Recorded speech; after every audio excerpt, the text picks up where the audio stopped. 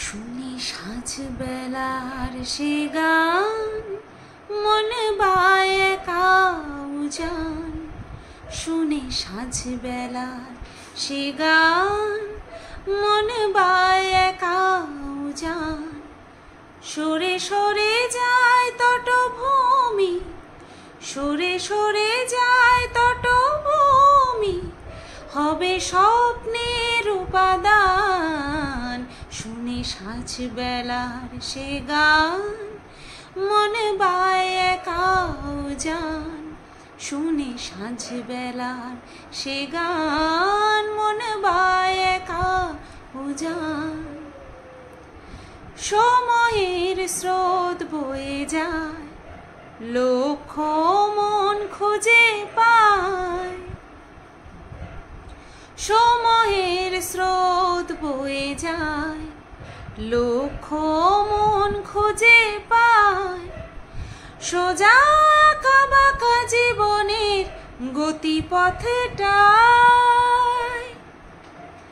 হাসি কান্না অভিমান সবই মৃত্যুর অনুদান। হাসি কান্না অভিমান সবই মৃত্যুর অনুদান। সরে সরে যায় তটভূমি, সরে সরে যায় তটভূমি, হবে স্বপ্নের উপাদান। শুনি সাঁঝ বেলার সে গান, মন বায় একা উজান। শুনি সাঁঝ বেলার সে গান, মন বায় একা উজান। মন মাঝি খেয়া বায়, অকুলে স্রোতে ভেসে যায়। মন মাঝি খেয়া বায়, অকুলে স্রোতে ভেসে যায়। পড়ে থাকে স্মৃতির তলে সংশয়। রাত শেষে ভোরা যান, সবই সমাপন কলতান। রাত শেষে ভোরা যান, সবই সমাপন কলতান। সরে সরে যায় তটভূমি, সরে সরে যায় তটভূমি, হবে স্বপ্নের উপাদান। শুনে সাঁঝ বেলার সে গান, মন বায় একা উজান। শুনে সাঁঝ বেলার সে গান, মন বায় একা উজান।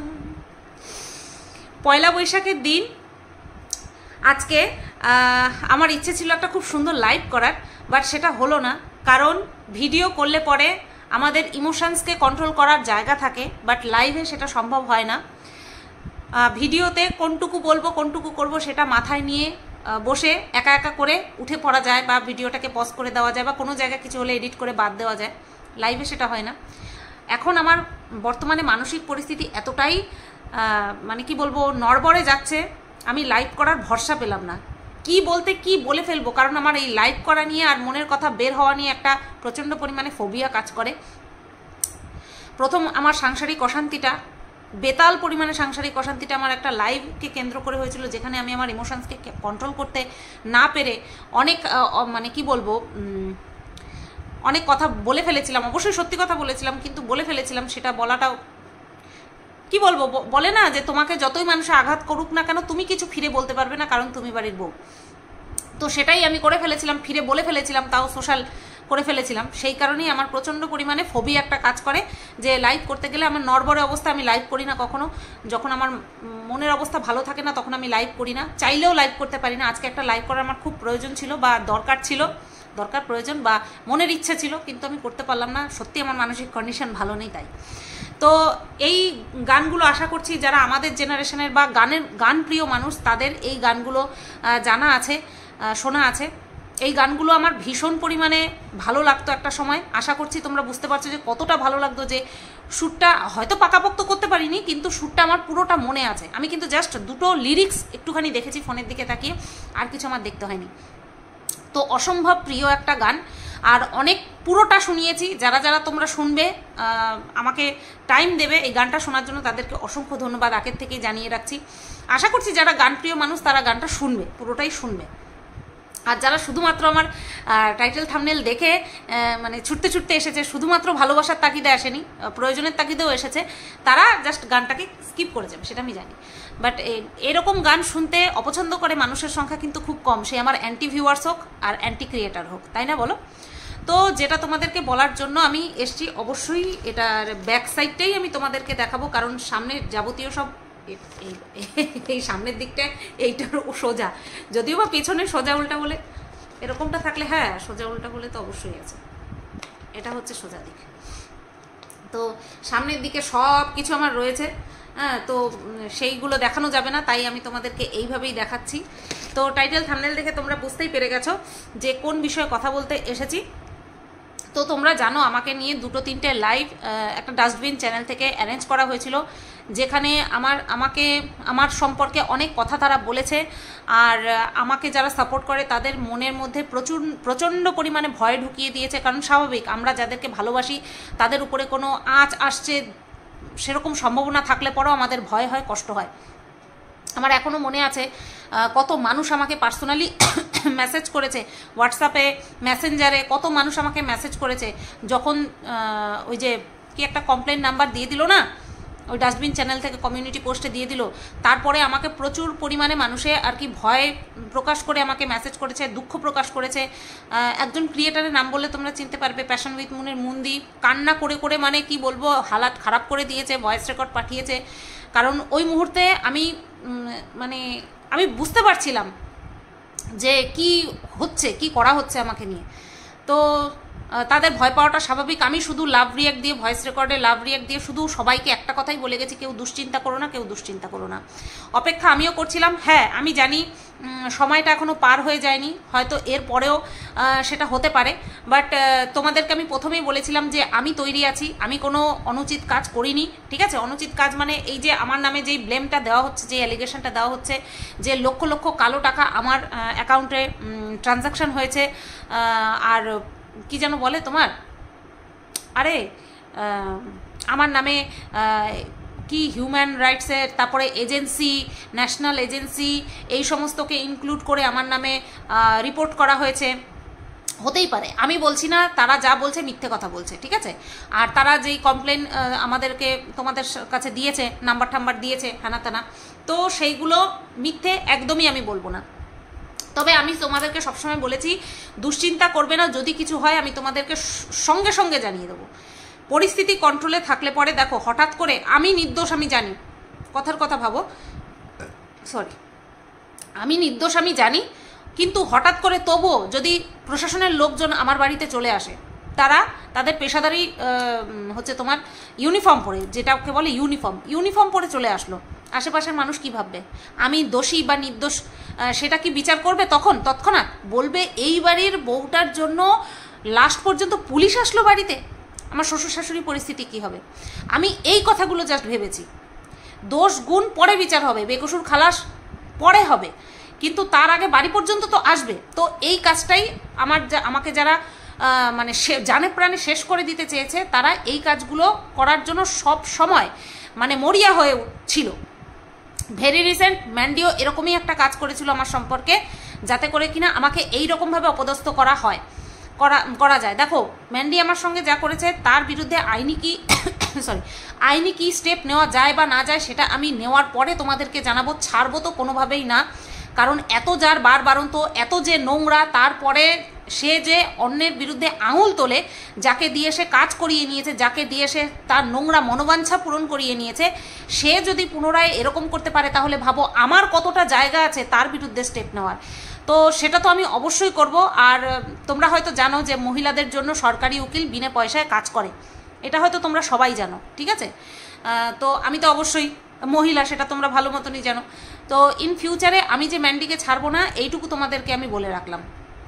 এইটা যেটা চলছে সেখান থেকে তো আমি এখন আপাতত সেফ, পরবর্তীতে যা হবে না হবে তোমাদেরকে আমি জানিয়ে দেবো। আর ইন ফিউচারে আমি যে ম্যান্ডিকে ছাড়বো না সেটাও তোমাদেরকে আমি বলে রাখলাম। কোনোভাবেই ছাড়া যায় না, এই ধরনের দুশ্চরিত্রা মহিলাকে কোনোভাবে ছাড়া যায় না। তো সেরকমই এরকম একটা ফাঁদ আমার জন্য ম্যান্ডি করে রেখেছিল। আমি দোষী কি নির্দোষী সেটা পরে বিচার হতো, আগে তো আমার বাড়ি পর্যন্ত আসতো, তাই না? সবসময় যে নোটিশ আসবে এমনটা কিন্তু নয়, যেটা আমি বলেছিলাম যে নোটিশ আসেনি, নোটিশ নাই আসতে পারে, ডাইরেক্ট তারা আসতে পারেন, তাই না? এরকম হয়, ডাইরেক্ট আসতে পারেন অথবা ফোন করে ডেকে নিতে পারেন, যেরকমটা তারা মনে করবেন সেরকমটাই তারা করবেন। তো এই একটা যে আমার টেনশন ছিল সেটা এখন আপাতত নেই।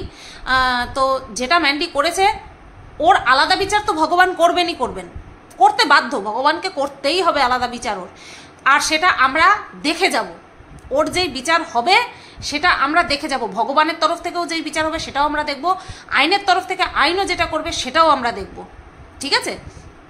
এটা তোমাদেরকে আমি বলে রাখলাম, আমি ছাড়বো না, আমি ছাড়বই না।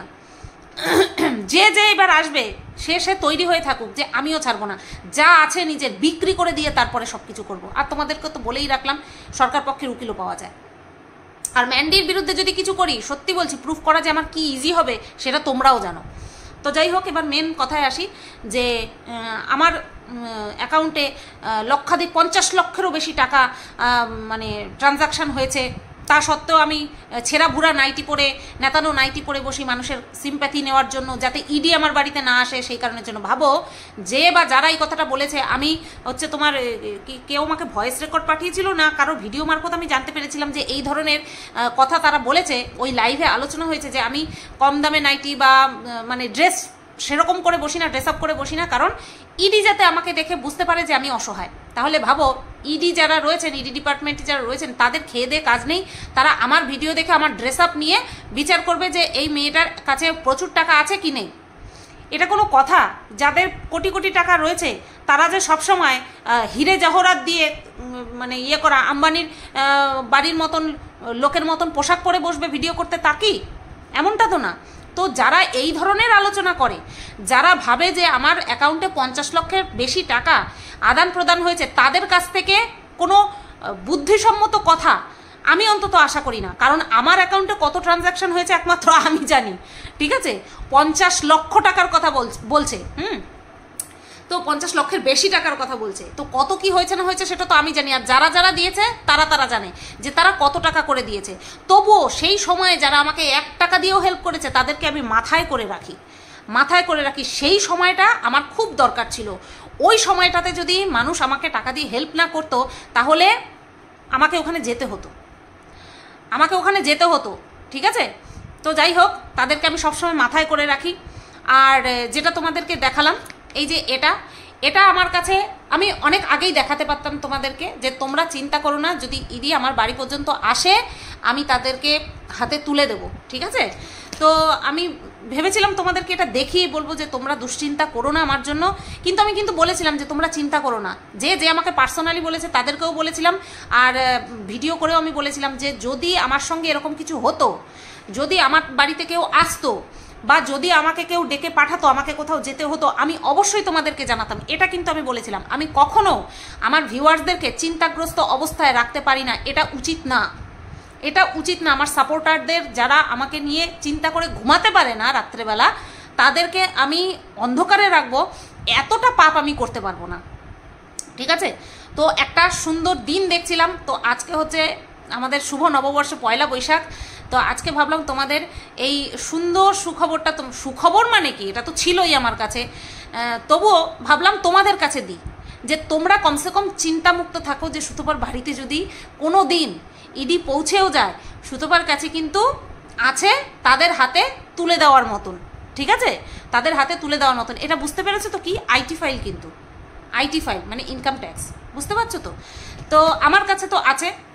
এবার আমি ভাবছি যারা এত বড় বড় কথা বলেছে, যেই 2 হনু এই টাইপের কথা বলেছে, বড় মাতব্বর আর বুড়ি মাতব্বর, তারা যাদের হয়ে এই মানে কি বলবো আন্দোলন করে, তাদের কাছে আছে তো? আশা করছি তাদের কাছে আছে। দেখো, সন্দেহ প্রকাশ করতে পারি কিন্তু অ্যালিগেশন তো লাগাতে পারি না, তাই না? অ্যালিগেশন লাগাতে পারি না যে না তাদের কাছে নেই, আমি 100% গ্যারান্টি দিয়ে বলছি। তারা যেমন বলে যে আমার ব্যাংকে 50 লক্ষ টাকার বেশি লেনদেন হয়েছে, তারা যেমন গ্যারান্টি দিয়ে বলে, তাই না? আমি কিন্তু গ্যারান্টি দিয়ে বলছি না, আমি জিজ্ঞাসা করছি তাদের কাছে আছে তো? যদি না থাকে তাহলে কিন্তু বড় মুশকিল হয়ে যাবে, মানে ইন ফিউচারে হতেই পারে মুশকিল, বলা যায় কার কপালে কখন কি আছে কেউ বলতে পারে না, তাই না? এই বললাম যে মুশকিল হয়ে যেতে পারে, এবার ভাববে কি আমি হুমকি দিচ্ছি। আমি হুমকি দেওয়ার মতন আমার অকাতই নেই। আমি বলছি আজকে যদি আমার বাড়িতে থ্রেট আসতে পারে, আমার বাড়িতে অর্থাৎ আমাকে নিয়ে কোনো ডাস্টবিন চ্যানেলে বসে কেউ থ্রেট দিতে পারে বা কেউ হচ্ছে তোমার কমপ্লেন করতে পারে, তাহলে অন্যের নামেও অনেকে কমপ্লেন করতে পারে, স্বাভাবিক তাই না? কমপ্লেন করতেই পারে। তো চলো আমি এটাই তোমাদেরকে আজকে পয়লা বৈশাখের দিনে, শুভ নববর্ষের দিনে আমি তোমাদেরকে টেনশন মুক্ত করে রাখলাম কমসে কম ইডির দিক থেকে। এই যে কথায় কথায় যদি আমার ভিডিও একটু দিতে দেরি হয় বা আমি যদি একটু চিন্তাগ্রস্ত হয়ে পড়ি, কিছু অ্যান্টি ভিউয়ার্স আছে যারা কিনা আমার কমেন্ট বক্সে এসে বলে কী ব্যাপার ইডি এসেছিল, কী ব্যাপার ইডি এসেছিল। ইডি আসলে পরে জল মিষ্টি চা তো দেবই, সাথে এটাও হাতে তুলে দেবো, ঠিক আছে? ইডি বাড়িতে আসলে জল মিষ্টি চা দিয়ে আপ্যায়নের সাথে সাথে এই জিনিসটাও তুলে দেবো হাতে, যাতে করে তারা কমসে কম আমার প্রতি একটা তাদের বিশ্বাস থাকে, এবং যারা আমার বিরুদ্ধে কমপ্লেন করেছে তারা যেন ভুল প্রমাণিত হয়, যদি আসে অবশ্যই তারা ভুল প্রমাণিত হবে, আর যদি না আসে তাহলে তো আর কিছু করার রইল না আমার। তোমাদের পেছনটা দেখানো ছাড়া, এই আইটি ফাইলের পেছনটা দেখানো ছাড়া আমার আর উপায় থাকলো না, কারণ সামনে টোটাল ডিটেলসটা আছে যেটা কিনা আমি কোনোভাবে দেখাতে পারবো না। তবে অন গড আমার শেরু বাবার দিব্যি, এটা হচ্ছে আইটি ফাইল। বুঝতে পেরেছো তো যে এবার আমি সত্যি কথা বলছি না মিথ্যে কথা বলছি? আশা করছি বুঝতে পেরেছো। তো চলো, এটা মানে কি বলবো, পয়লা বৈশাখের উপহার তোমাদেরকে মিষ্টি মুখ করালাম আমি। ডাইরেক্ট তো আর মিষ্টি মুখ করাতে পারলাম না, এইভাবে মিষ্টি মুখ করিয়ে দিলাম, ঠিক আছে? এখন থেকে এই ইডি সংক্রান্ত বিষয়টা নিয়ে আমাকে নিয়ে দুশ্চিন্তা করবে না। যদি আমার বাড়ি পর্যন্ত আসে তাহলে অবশ্যই আমার মানে কি বলবো, পেপারে আর নামটা উঠলো না। যদি ধরা পড়তাম, যদি মানে কি বল ঘোটালা কেসে যদি ধরা পড়তাম তাহলে পেপারে নাম উঠতো। নাম হওয়া চাই, সে বদনাম হয়ে হোক বা সুনাম হয়ে হোক। তবে বিশ্বাস করো ওই বদনামের ভাগিদার আমি হতে চাই না, আর এটা কিন্তু আমার, ঠিক আছে? এটা ভেবো না যে আমার হাজব্যান্ডের অথবা আমার শ্বশুরের, এটা কিন্তু আমার, শেরু বাবার দিব্যি। তো যাই হোক, এখনকার যেহেতু আমি সামনেটা দেখাতে পাচ্ছি না, তাই আমার শেরু বাবাকে টানতে হচ্ছে। আর তোমরা জানো যে শেরু বাবা আমার কলিজা, তার দিব্যি দিয়ে মিথ্যা কথা এক চুল নইব চ। তো চলো, আশা করছি তোমরা আজকের দিনটা খুব ভালোভাবে কাটিয়েছো এবং আগামী বছরকে বছর আজীবন মানে কি বলবো ভালো কাজ করে যাও। আমাকেও আশীর্বাদ করো যাতে আমি আমার এই যে ট্র্যাকটা সেটা ধরে রাখতে পারি, এই লাইনে নিজেকে চালনা করতে পারি, ডে বাই ডে নিজেকে যেন আরও উন্নত করতে পারি। আর সবচেয়ে বড় প্রার্থনা করো যে আমি যেই ডিসিশনটা নিয়েছি আমার লাইফ সম্পর্কে, যে ল নিয়ে পড়ার, সেটা যেন নির্বিঘ্নে করতে পারি, ঠিক আছে? এটা আমার দরকার করার, কারণ এই কাজটা আমি না করলে, এই পড়াশোনাটা আমি না করলে আমি কিছু মানুষকে জব্দ করতে পারবো না। আর সেই সব মানুষকে জব্দ করার জন্য এবং নিজের একটা ট্যাগ লাগানোর জন্য আমি অবশ্যই এই লাইনে যেতে চাই। সবচেয়ে বড় কথা, ল সম্পর্কে জানার জন্য। কথায় কথায় মানুষ আইন নিয়ে ভয় দেখায় না মানুষকে, যাতে ভয় না পাই এবং ভবিষ্যতে কেউ কাউকে যেন এইভাবে ভয় দেখাতে না পারে, সেই কারণের জন্য। কারণ একটা মানুষের সান্নিধ্যে আসলে তার কাছ থেকে কিছু গুণাবলী আমরা নিজেদের মধ্যে গ্রহণ করি। আমি তো চেষ্টা করি, আমি যার সাহস মানে কি বলবো সান্নিধ্যে এসেছি, যেই মেয়েটা আমার বোনটা আমার বাড়িতে এসেছিল, উকিল যে এইরকম হতে পারে, উকিল সম্পর্কে দেখবা আমরা যতক্ষণ পর্যন্ত কারোর সাথে কোনো উকিলের সঙ্গে ডাইরেক্ট না কথা বলি বা না মিশি, আমরা ধারণা করতে পারি না। আমাদের